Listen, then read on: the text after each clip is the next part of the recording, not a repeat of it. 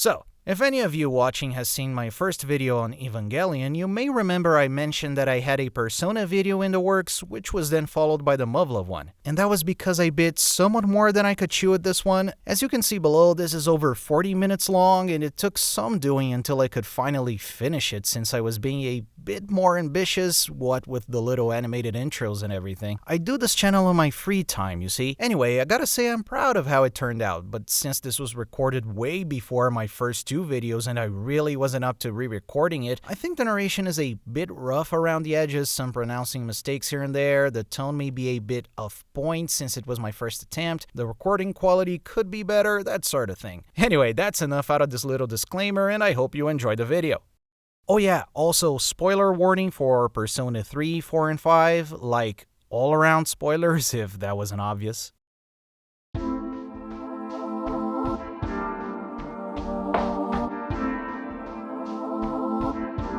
Have you ever had that weird sensation that the end of all things could be good? That as nice and rewarding as life can be, its innumerable challenges and painful realities can be just as prevalent. That sometimes life is just too much and there's an odd sense of peace and finality. That weird, nihilistic impulse that ending it all might not be so bad after all. Death is but a blessing. I like the Persona series.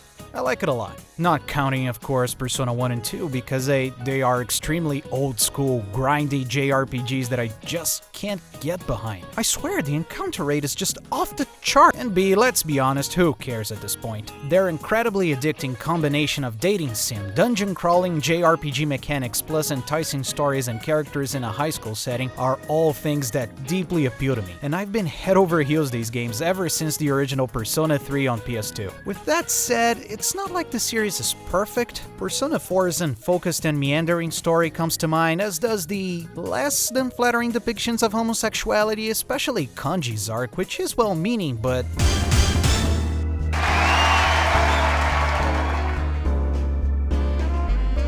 Crap, this is so wrong in so many ways.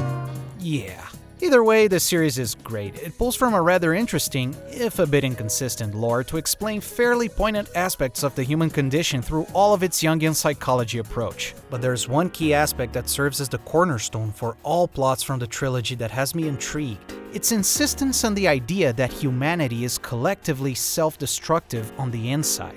This is a theme that repeats itself for all three stories. A deity, born from the collective unconscious of mankind, is somehow behind all of the events happening in the game, with the ultimate goal of enacting what it believes to be mankind's true inner wish. That wish always being something that would be very bad for mankind if it came true. In Persona 3, we have the wish for death. In Persona 4, the wish for blissful ignorance. And in Persona 5, the wish for the comforting, slothful feeling of inaction. But let's do it in parts, shall we?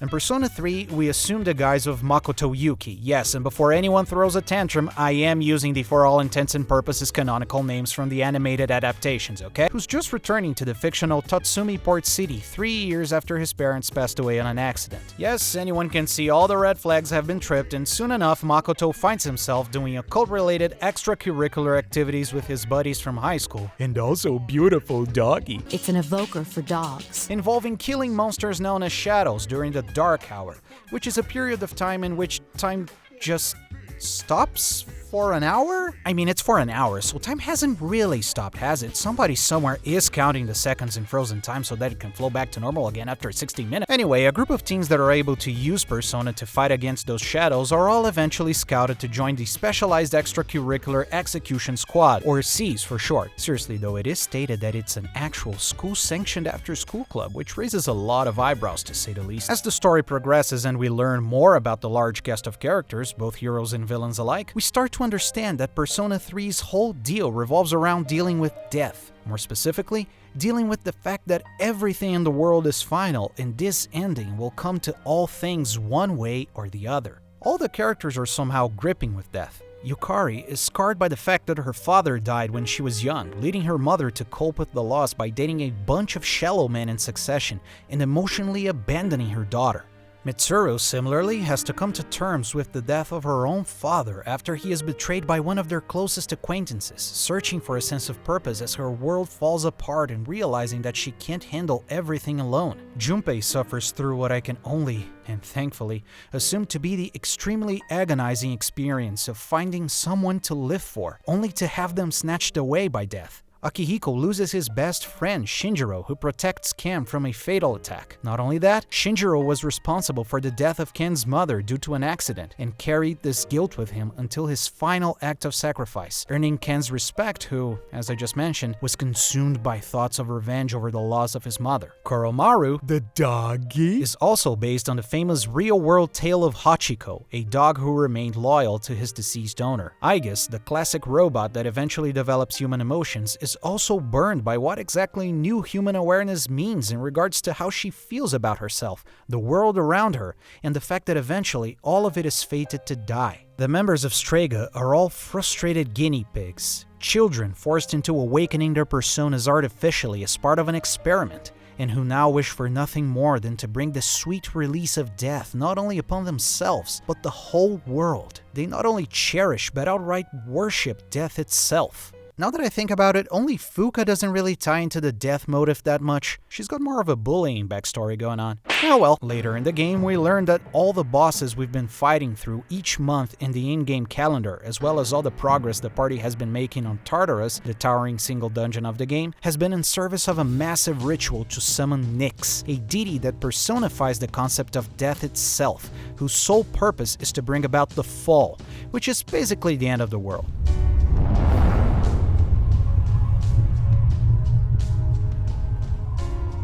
What's important to understand about Nyx is that she is not an antagonist per se. She is not out to destroy life for any particular reason, nor is she attempting to reach any kind of particular goal. All that she is the end. I see. Then you must already know. What people fear most, what they try to ignore, that is what I am. Many things, some could argue all things as far as we know, are finite. Being finite means that at some point it must end. And that's what Nyx is, the harbinger of the end. A natural phenomenon that will invariably arrive at some point to every living thing. She's not doing it out of spite, she's doing it because that's what she is. Or, more specifically, because that's the purpose the human collective unconscious has given her. The moment man devoured the fruit of knowledge, he sealed his fate. Entrusting his future to the cards, man clings to a dim hope. Yet the arcana is the means by which all is revealed. Beyond the beaten path lies the absolute end. It matters not who you are. Death awaits you.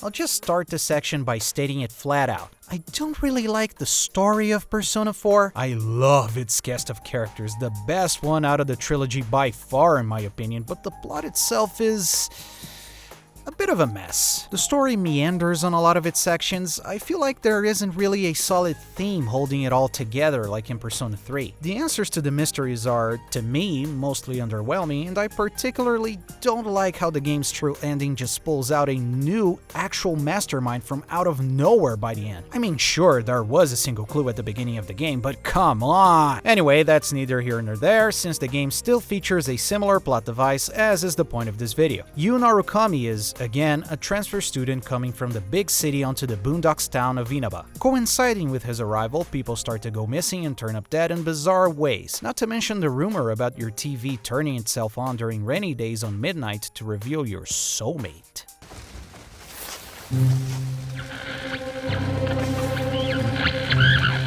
And now, a sneak peek of the incredible new season of The Bachelor.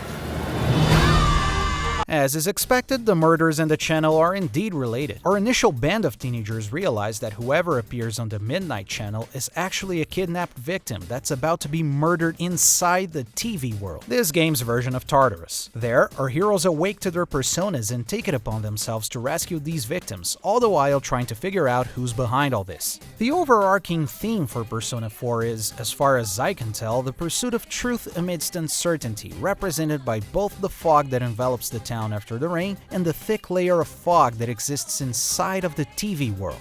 Meanwhile, the TV world is essentially a mirror of the collective unconscious, or rather, what people in general desperately wish to peek on. The people that are thrown there develop their own little space based on their subconscious, ruled by their shadow selves, more on what exactly that means later, exposing their most embarrassing secrets, revealing their concealed personality traits for all to see. As you go through these dungeons and get to meet the characters that created, most of which are future party members, you begin to understand that the TV world is meant to be a window into the private lives of those that fall victim to it. The twisted, yet all too relatable entertainment of seeing others' dirty little secrets.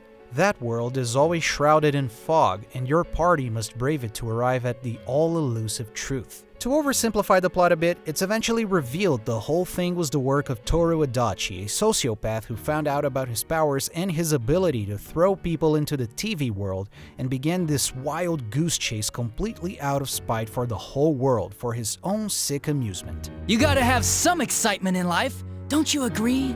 But then you guys put your foot in it yet again and ruined my fun. I actually didn't really think very highly about his character until I saw this analysis by Brutalk that actually blew me away. You should watch it. Links in the description. Remember when I said the game pulls a new mastermind out of nowhere? Yeah, it turns out there was more to the story. Adachi was actually given his powers by Izanami, another mythological deity from the human unconscious who was the true villain behind the supernatural phenomena all along. Turns out Izanami made the Midnight Channel to function as a window into the collective unconscious for mankind to peek through and have their own desires reflected at them in order to find out what exactly is mankind's wish as a whole. By watching how most people react to it, especially Adachi shenanigans, she comes to the conclusion that humanity wishes to be enshrouded by fog, meaning that humans are all content to live in ignorance of their surroundings as long as they are entertained/numbed to all of the potentially unpleasant things that actual facts of reality would imply. I mean, who cares that someone appearing in the Midnight Channel is also missing in real life? You get to see them bare their innermost desires to you from the safety of your TV screen. Izanami sets her plan in motion, and Inaba is enshrouded by thick fog, its citizens acting nonchalantly, not paying any particular mind to their surroundings, and even having trouble remembering what exactly has been happening for the past year. You know, the year where several townsfolk went missing at best, murdered at worst. Nobody seems to care about you trying to get to the bottom of this very concerning state of affairs. It's just too much of a hassle. It's easier to simply not care.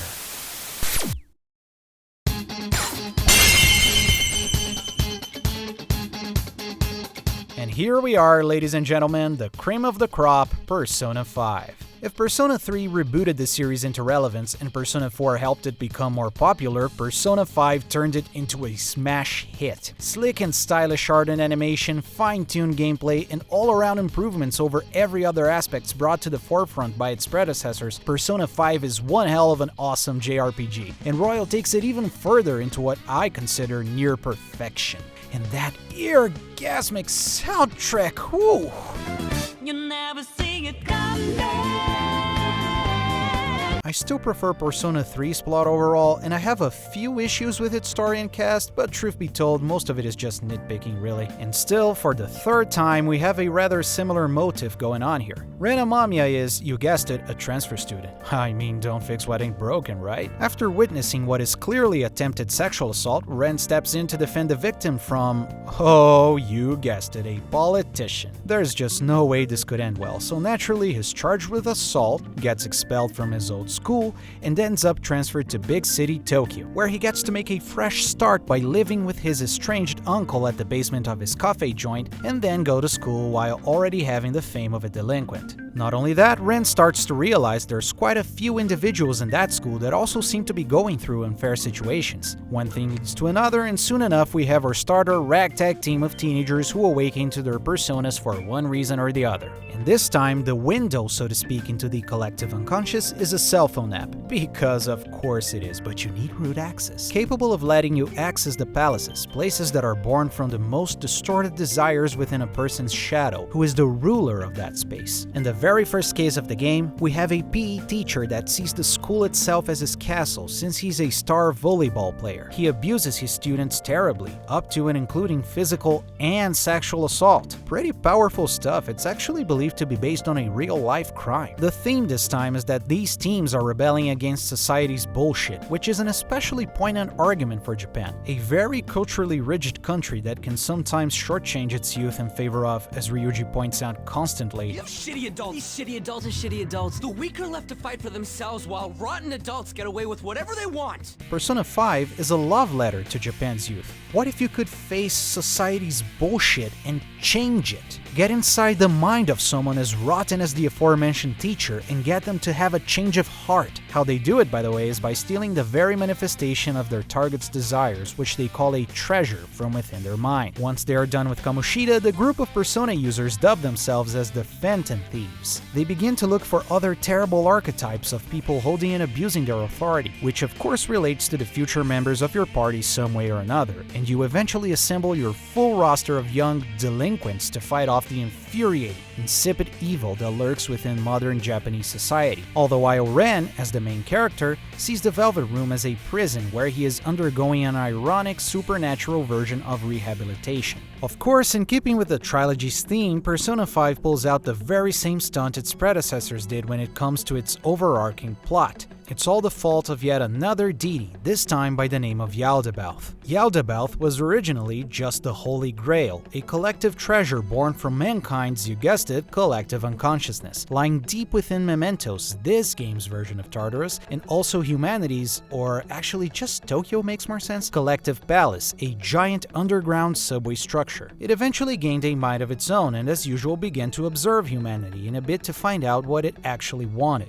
Eventually believing itself to be a god with the right to judge humanity, he came to the conclusion that humans were inevitably setting themselves up for ruin. It then set up a little game between Ren and Adachi. The walking obvious plot twist, I mean seriously, after Adachi you'd think they'd learned their lesson. Giving both the power to wield multiple personas and having them clash to see whose desire was stronger, Ren's desire to reform society or Akachi's resolve to destroy it and build it anew, setting up all of the game's major events as a way to test his hypotheses. Of course, Yaldabaoth's game was rigged to begin with. His little thought experiment was nothing more than a way for him to somehow confirm his bias that, in the end, humanity needs to be guided by him as its sole ruler, otherwise we will just kill each other through our unending acts of foolishness. The foolish masses merely spread intellect thoughts and force the progress of society backward. If left to humanity, the world would slowly meet its demise. Rehabilitation is impossible now. Being society's collective treasure turned self-aware, he has the ability to influence the masses' perception of reality. Even though the Phantom Thieves managed to overcome every obstacle on their way, their actions are eventually called into question by the major Japanese political powers, news shows, police force, and sure enough, the masses of Tokyo begin to simply take them for granted. Yaldabaoth uses this to argue that humans are truly irredeemably stupid to the point where they are more than content to cast aside and even make a scapegoat out of their saviors, the ones that are genuinely fighting for a better society. For all their accomplishments, the Phantom Thieves can't escape the all-too-common label people like them are given in Japan, that of the irresponsible, selfish, and delinquent youths who bang their heads against the status quo that is better off left alone. It's easier to just accept reality for what it is and numb yourself to it. Changing deeply ingrained systems is just too much of a hassle for everyone. We all should just accept it all and live the rest of our lives in the peace of our twisted comfort zones. Even after changing the heart of a famous politician, the Phantom Thieves are not only belittled by the masses but actively ignored. Journeying deep into Mementos, they find it out to be Tokyo's collective palace, and as they venture even deeper, they encounter many of the citizens' shadows. Mementos now takes the shape of a prison, and the shadows residing within have resigned themselves to be locked in it. They all speak of how exhausted of everything they are. The city grind, their jobs, the societal pressures and never-ending demands they must abide by. Everyone is just tired. Too tired to bother thinking for themselves. Whatever is at the bottom of Mementos is offering them the chance to simply sit back and do as they are told without all the hassle. When the Phantom Thieves finally reach the deepest depths of Mementos, they find the Holy Grail. They prove no match for it, and it eventually kicks them out of its domain, only for them to realize Tokyo and Mementos are not only fusing together, but the masses' memories of them are being erased from Tokyo's collective cognition. Their entire quest to change society was completely pointless.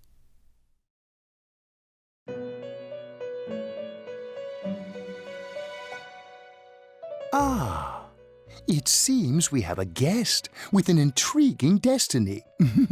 My name is Igor. This place exists between dream and reality, mind and matter. The whole lore of the Persona series is essentially based on the most known aspects of Carl Gustav Jung's school of psychoanalysis. A Swiss psychiatrist and founder of the so-called analytical psychology, Jung came up with many philosophical concepts that, while very interesting and, in my opinion, outstandingly sensitive insights into the human condition, are in no way scientifical. Still, his ideas came to greatly influence the fields of psychology and philosophy, one in particular becoming very popular within media: the collective unconsciousness. You see, Jung believed that the unconscious was not limited just to an individual, but to its entire species, a shared pool of primordial information, such as the vaguest and yet most consistent concepts within any human psyche. Despite being separate individuals, our unconscious is actually part of a collective, and from there, Jung went on to document what he saw as consistent patterns that appeared within every human culture through its symbolisms in myths, religions, philosophical schools, and so on.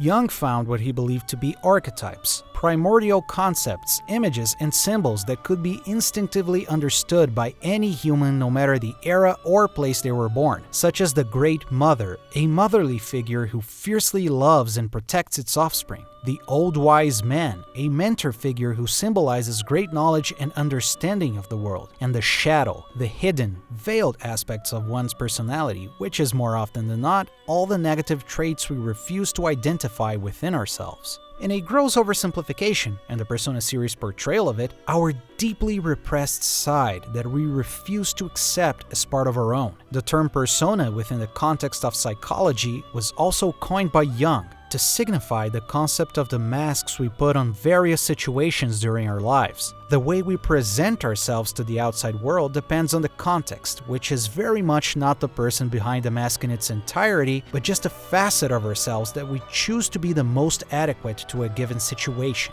In the words of Jung himself, a kind of mask designed to be on one hand to make a definite impression upon others, and on the other to conceal the true nature of the individual. As you may have already noticed, all of this is the cornerstone for the Persona series lore. In it, the collective unconscious is something that takes a form and a will of its own, able to influence reality as it gets stronger. All of the personas are based on religious, mythological, or historical figures, part because it needs to keep the Pokemon-like aspects of its original main series, Shin Megami Tensei, and part because humanity sees itself through the context of its culture. Naoto herself comes up with this theory near the end of Persona 4.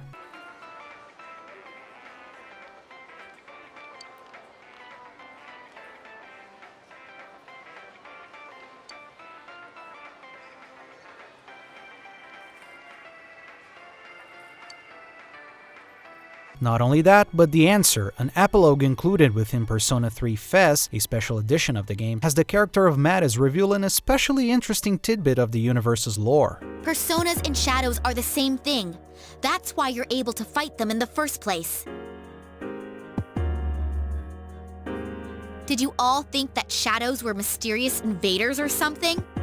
Shadows are the lower parts of the psyche everyone has. Suppressed human thoughts given physical form. When people are unable to face their darker selves, they break loose, free from all control. But sometimes, humans with special awareness can tame their shadows. Those are persona users. Meaning those who wield their power have accepted their darkest side and are now able to control their shadow. This is what keeps happening throughout all of Persona 4 when the characters are forced to confront their shadow selves head-on, and also in Persona 5 when the characters awaken to their personas by accepting their rebellious impulses when pinned against the wall. As I began this video, I described the weird, unsettling feeling that I believe many, if not all of us, has felt at least once in our lives. When faced with the world's sheer chaos and complexity in comparison to our own varied internal needs for self-fulfillment, we get scared. The very notion of facing such larger-than-life prospects can terrify us into inertia, or even actively lead us into a nihilistic path that may even glorify self-harm as a means to escape all the sorrow, strife, anxiety, and sadness that invariably comes with the simple fact that we exist as conscious beings. The Persona series uses these feelings to argue that, deep down in our minds, we all have a tendency to self-destruct. As a collective, humanity has a dark side that secretly craves for its own ruin in some fashion or another, in order to avoid the uncomfortable reality we live in. As a collective, we all crave an ending to this unsettling, terrifying feeling of not being in control of our destinies, not being able to fully grasp reality in an easy manner, and not being able to avoid the absolutely terrifying notion of simply ceasing to be. All of the conflict in the series is caused by manifestations of our shared collective unconscious trying to take heed into how we should deal with all these emotions. All of those antagonists are nothing more than the stronger metaphors that exist deep within our minds. That means we are not being threatened by outside forces, but from within. We are the ones actively trying to sabotage ourselves. Of course, that's not to say there is no hope. The fall has already been triggered. There is no way to stop the coming of Nyx. No one can escape time. It delivers us all to the same end. The cast of Persona 3 finds themselves in this hopeless situation, which weighs all the more heavily when you consider the insurmountable losses each of them has suffered. It is then that they are presented with a choice: to have their knowledge of this fact erased so they can live whatever is left of their lives in blissful ignorance, or to keep their memories and struggle with it anyway. This choice is given to the protagonist, Makoto. In the movies, this is even more clear, but as the player, you've been gathering social links to strengthen your personas. You've been meeting all sorts of people from all walks of life, forging bonds and deepening your understanding and empathy towards others. In a meaningless, nihilistic reality, you've found purpose through these bonds. Makoto understands that, even in the face of inevitable demise, there is meaning in living, cherishing, and ultimately fighting to protect all of those you care about. Thus, Makoto and the rest of the party choose to not give up and face death head-on. As unsurmountable as the odds may be, it is still better to face your fears head-on than to run away from them. Death may be inevitable, but if they can delay its arrival, it's still worth it.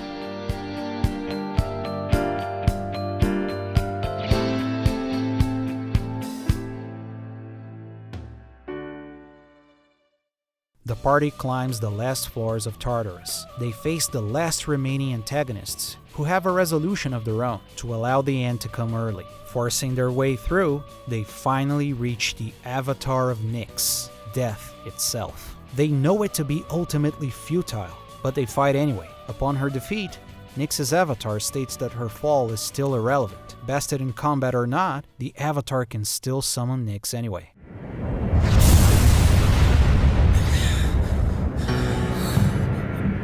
The moon!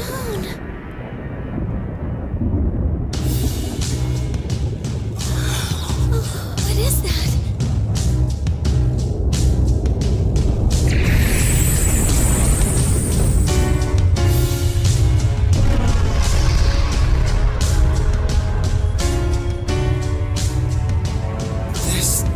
This can't be real.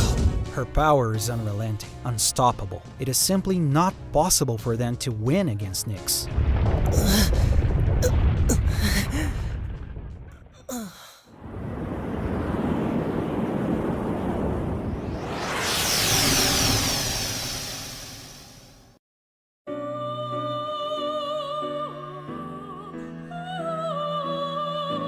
There's no need to worry. This isn't the afterlife. You're still alive. However, there is still a way to halt it. Through the power given to him by all the bonds the loner Makoto has managed to forge in the last year, he is able to use one final trump card, the Great Seal. Makoto can sacrifice himself to become a door which will lock Nyx away for as long as it possibly can. That means, however, that he must sacrifice himself as a mortal being. Justice to the man with no life.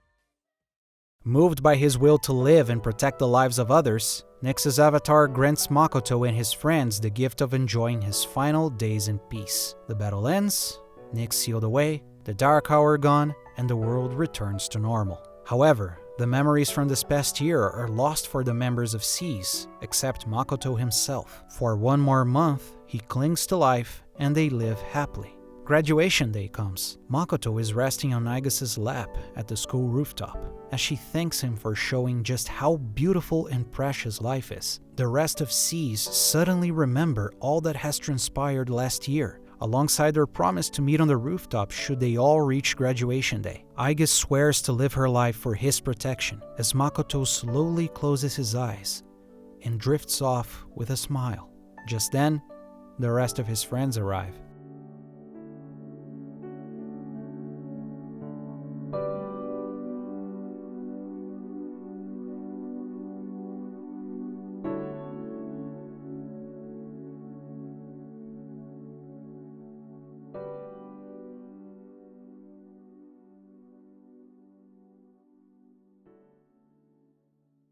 The mystery is finally solved.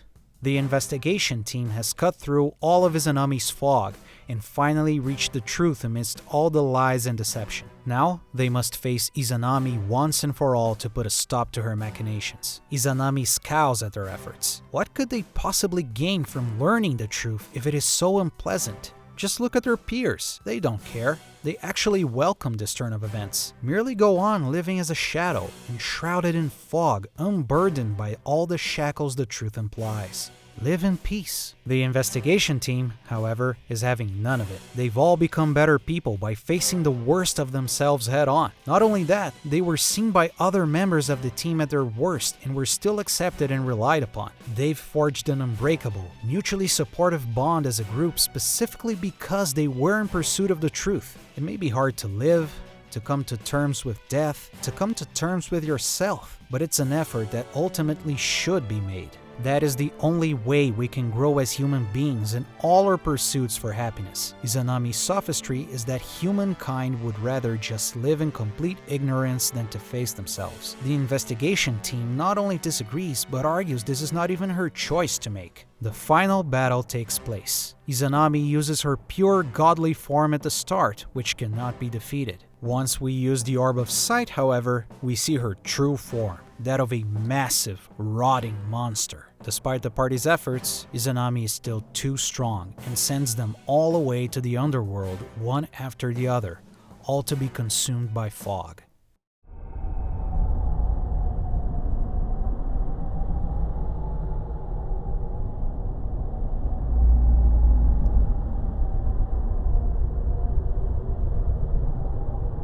However, in pretty much the same fashion as Persona 3, Yu is urged on to keep fighting by all the bonds he's forged in the past year. Using the power of all the social links he's accumulated, his persona is awakened to its ultimate form, and Izanami is finally defeated, congratulating the investigation team and promising to never meddle in humanity's affairs ever again. The Midnight Channel turns into what, according to Teddy, was its original form all along before the fog and the shadow set in. A beautiful, lush, and warm world. The true world inside people's hearts. While I'm not too fond of Persona's 4 story in general, this moment kind of strikes a chord with me. It implies that, deep down, all that our hearts yearn for is that idyllic, peaceful serenity. Anyway, the last month as school goes by and you needs to get back to the big city, then all the characters gather to say goodbye and Nevermore starts playing and you get basked in that bittersweet feeling of having to say goodbye to your dear friends. Oh god, I can't take it! Next one! Once Ren finds out about Yaldabaoth's conspiracy, he manages to free himself from his prison in the Velvet Room, all the while saving his friends with a little pep talk. They all realize they were never doing this out of desire for fame or recognition. While those were nice, their true motive was that they wished for no one else to go through what they did. Society is unfair, harsh, and oftentimes uncaring, but that doesn't mean we should merely accept it as it is and tough it out in jaded cynicism for the rest of our lives. We should change it for the better. It is our duty to change it as much as necessary. The Phantom Thieves decide they won't bow down to the false god. He has no right to speak for humanity, nor to undo any of their previous efforts. Life will change. Life must change. They reach the false god and engage in one final battle. Again, they are eventually overpowered, all the while being sneered at by their foe, claiming their fight to be a hopeless one since not even the masses they are fighting for take their side. Then, Take it down, Phantom Thieves!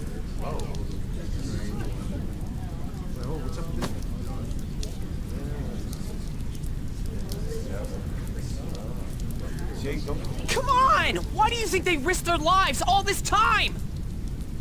Damn it, you guys, snap out of it! When will you stop running from the truth?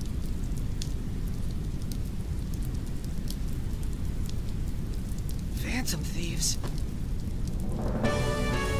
Yes, the Phantom Thieves! Phantom Thieves! the general public finally awakes from their daze and realize the horror that's happening around them, looking up to see the Phantom Thieves against their enemy. Mishima and the rest of the social links you forged throughout the past year rally the crowd into taking your side, proving the false god wrong. Humans do have the strength to break free of his control and, more importantly, to change their ways. Now with the whole of Tokyo's support, Ren is able to awaken his ultimate persona, Satanael, who delivers the killing blow to the conceited, self-proclaimed god who wished to force his will into humanity.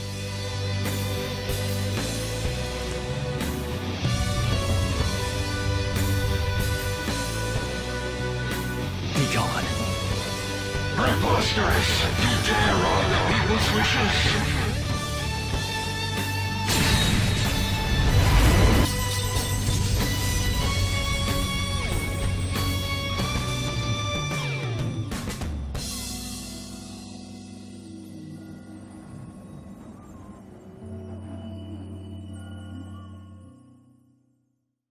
The world returns to normal, but before the Phantom Thieves can truly rejoice in their tremendous achievement, Ren is told that he should turn himself in as the leader of the Phantom Thieves so that Shido, the big politician you took down previously, can be properly prosecuted for his crimes. This obviously means he is in violation of his probation, and thus he is incarcerated. During his stay in prison, all of his fellow teammates and all the bonds he managed to build throughout last year begin a massive effort to free him, eventually tracking down the woman who was pressured into giving a false testimony about his encounter with Shido, overturning his original conviction and setting him free. After spending his last days in Tokyo with all the people he met, Ren drives back with his friends to his hometown, now a free young man with a renewed perspective for the future. At least in the vanilla version, there's a whole new epilogue and ending for Persona 5 Royal, which is also fantastic, but I'm leaving that one out because it doesn't really fit neatly into the theme of the video. Now, if you've been paying attention, you'll see the clear trend here. It's always a transfer student, always a man-made god trying to solve humanity's problems for us, and everything is always solved at the end by the power of friendship. While one could say that's repetitive and stale, and there is merit to that criticism, I particularly think that by now it's more of a series staple that if plucked out from underneath would make the whole structure crumble, just like the item names from the Final Fantasy series or the lengthy cutscenes from Metal Gear Solid. It's just part of what you expect when you see the label. And I think that those games do a good job of basically showing the same theme from different perspectives and alongside other facets of the human condition. The obvious but powerful message here is that, yeah, we all have destructive impulses, dark thoughts, and a tendency to fall into herd mentality. but we also have each other. The answer for life's deepest woes, the Persona series says, is to find solace, comfort, and empathy on the bonds we forge with other people. Persona 3 is all about forging bonds to deal with the terrifying reality that someday we will cease to be, so we can find meaning in this finite time we have. Persona 4 is about forging bonds in order to be strong enough to face not only yourself, but all of the unpleasant truths that come with life. And Persona 5 is about forging bonds so you can stand up for your own rights and beliefs as a human being against all of the unfairness in our society. In the end, life is full of pain, suffering, and uncertainty, and our subconscious reflects that. We may want an easy way out by relying on gods we've created ourselves to get the job done, but it'll be alright, because the bonds we share with others will always be stronger than whatever dark impulses may lurk deep inside our hearts. Our biggest enemy as modern human beings are ourselves, but so is our biggest ally. Go out, make friends, and engage with other people in order to better understand yourself and the world around you. Only then can we reach something close to completion as human beings. It may be overly optimistic or even corny, but it's a nice, comforting feeling. And I think we all need that once in a while.